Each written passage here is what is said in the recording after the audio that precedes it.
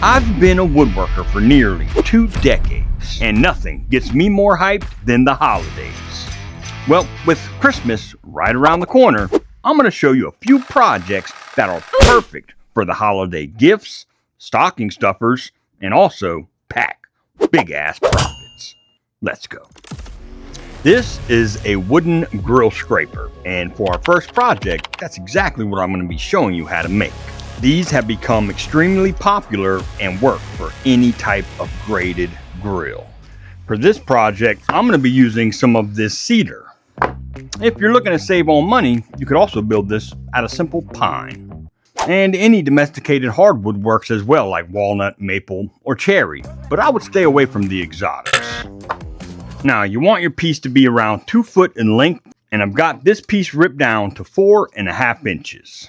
The thickness is at 3/4 of an inch. I'm going to start with the back side of the handle. So I'll pull down from the left side at 2 inches. And from the right side here, I'll pull in at 1 inch. And from that left side, I'll pull in at 1 inch as well. And ultimately, I'll mark the very center of that 4.5 inches at 2 1/4. I'll square up that 2-inch mark I made earlier at those 3 marks we just made. And we'll get those 3 intersecting points punched. I'll grab a clamp and get this piece clamped to my bench. What I'm going to be doing is installing an 1/8 inch drill bit inside of my drill to begin with, and I'll drill all the way through at those punch marks. Next, I'll install an 1.25 inch Forstner bit and drill halfway through on the top side, flip my piece around and drill the rest of the way through on the back side. That way I can minimize the chances that there will be any kind of tear out. I'll take my round cylinder sander, install that into my drill, and get all of those holes cleaned up with this cylinder sander.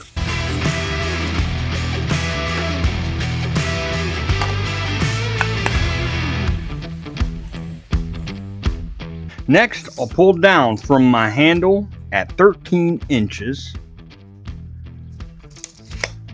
At that 13-inch mark, I'll mark center at 2 1/4.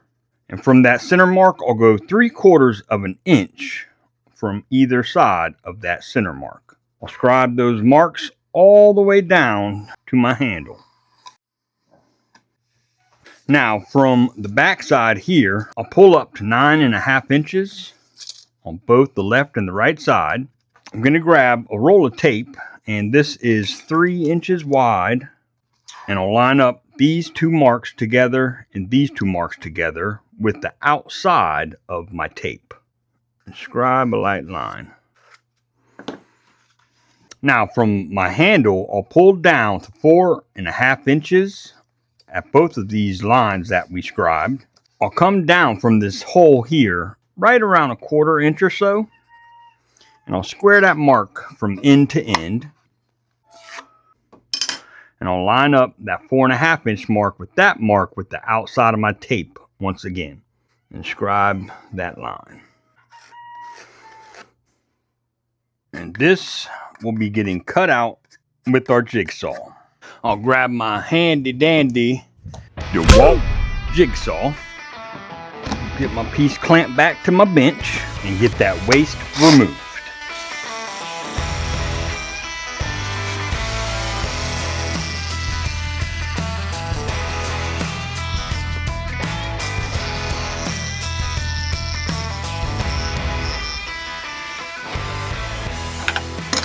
And there we go. I'll pull up from my bottom at 2 inches, and I'll take this over to the miter saw. I'll put my miter on 45 degrees, and that 2-inch mark is going to become the short point of that 45-degree angle. Now I'll put my saw back to square, and I'm going to cut a 3/16 square spot right there at the end of that bevel. I'm going to ease over these sharp edges on my handle, and I'll take care of this over here at my belt sander. I'll get a roundover bit installed in my router, and I'm going to put a slight roundover on both sides and edges of my piece. I'll be sure not to do the very bottom though.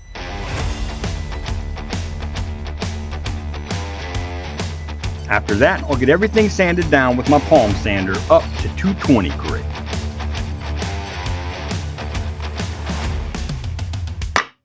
And one final step, we're going to add this bottle opener.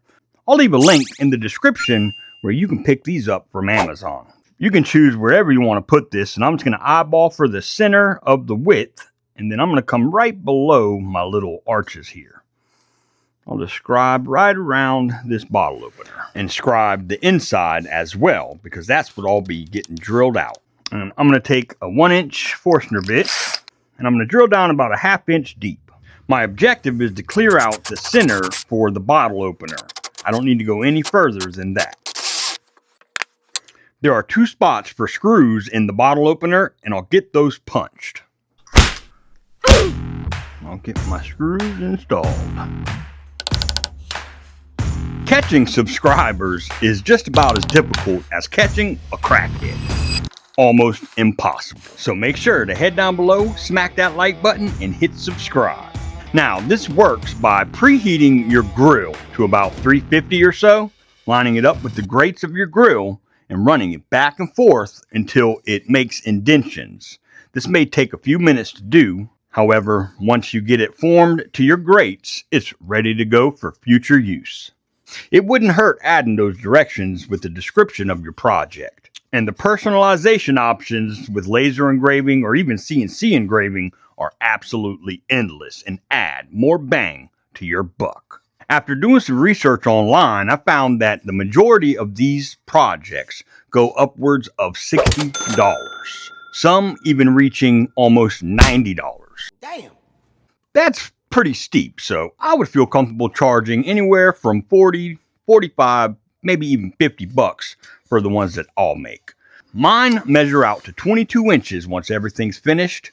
Out of one 1x6 by 10 foot, you can get 6 of these built.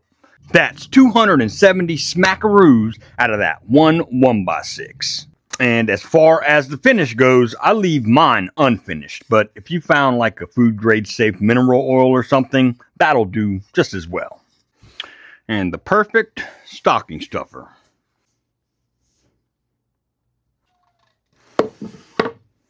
This is a keychain golf tee holder. This is the perfect project to use some of those oddly shaped scrap pieces you may have laying around your shop. And I'm going to show you how to get it made. For this project, you're going to need some keychain hardware and some premium bamboo golf tees. I'm going to be making a couple different ones, and I'm going to use this piece of scrap walnut that I have and some of this maple burl. My golf tees are 1/4 inch in diameter and 3 1/4 in length. My piece of walnut is 2 inches in width by 1 inch thick, and it is 3 1/2 inches in length. So I'll go ahead and get this maple burl cut to the same dimensions as my walnut, and ultimately I'm going to resaw these each to 1/2 inch in thickness. Once I get those resawn to 1/2 inch, I'll take my marking wheel and mark the center of the edges on both sides of my pieces. From one end, I'll pull over to 1/2 inch until I reach the very end on both of these pieces. And at those 1/2 inch marks at the center, I'll punch all those marks. Over here at the drill press, I installed a 15/64 drill bit. The reason I did that is so I can make these holes nice and snug, that way the tees don't fall out. I'll drill out all of my holes, and then I'll meet you back over at the table saw.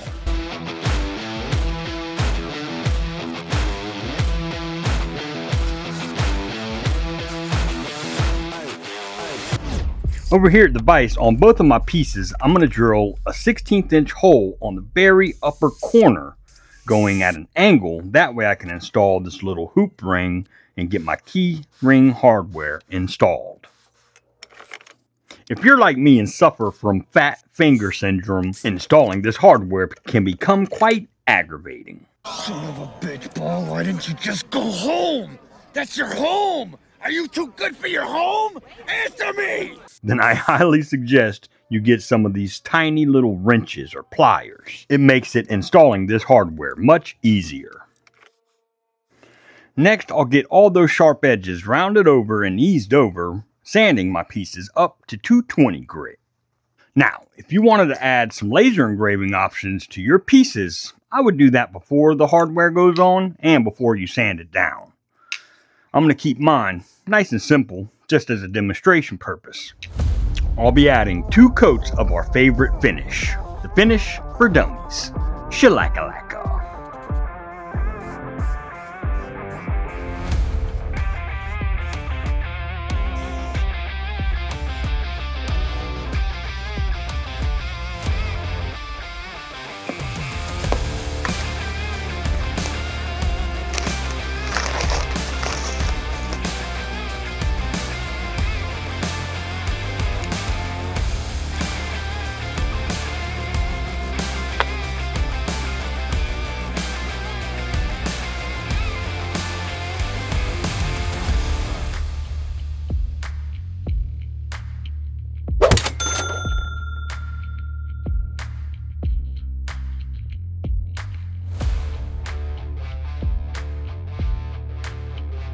Now, almost every man in my family, uncles, nephews, cousins, play golf. In fact, one of my uncles was a pro at the Kiowa Ocean Course. So anytime that Christmas came around and we went and did a family gathering, this would be the gift that I would give all the men in my family, and they absolutely love them. They put them on their bags, on their keys, and they fit perfect into a stocking. Now, to be fair, I think these are jumbo tees. I'm used to seeing the tees that are a little smaller than this. These are pretty damn big. So you might want to make sure you get the correct size, but these will also work. And don't forget those personalization options to add a little bit of cha-ching to your projects.